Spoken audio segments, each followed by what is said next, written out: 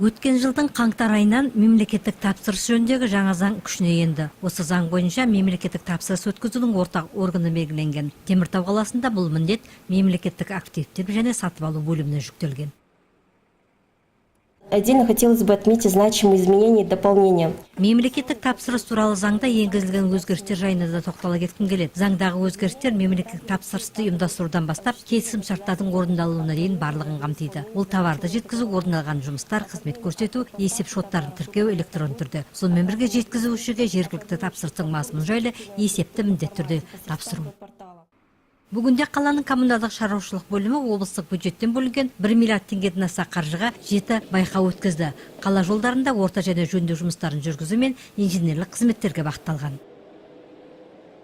В 2017 году администраторами бюджетных программ по городу Темиртау запланировано проведение государственных закупок. Теміртау қаласының бюджеттік бағдарлама әкімшілері 2017 жылы 2 миллиард 265 миллион 566 теңгеге 75 байқау мен аукциондар өткізуді жоспарлаған. Сонымен қатар мемлекеттік тапсырыс берудің бірыңғай ұйымдастырушысына 1 миллиард 121 миллион 398 мың теңгеге, бүгінгі күнде мемлекеттік тапсырыс берудің бірыңғай ұйымдастырушысы 790 миллион 736 мың теңгеге 7 байқау жариялады. 2 байқауда жариялау қалды.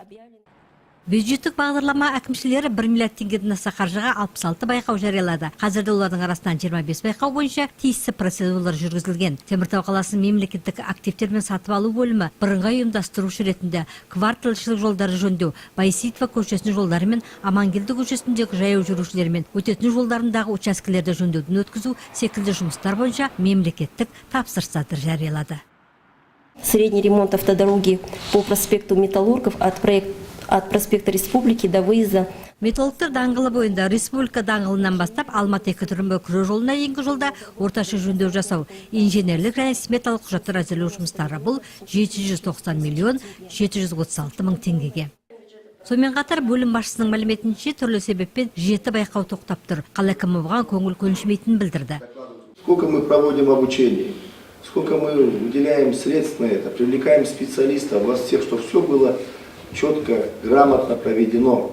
Во избежание этого всего я прошу вас еще раз, если необходимо дополнительное обучение, давайте мы еще раз обучим, Владимир Спасович.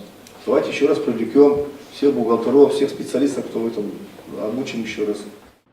Айгүл Сағатбекова мұндай проблемалардың шешімін тауып отырғандығын, осы орайда облыс мамандарының қатысуымен түрлі семинарлар мен тренингтер өткізіліп отыратындығын да алға тартты.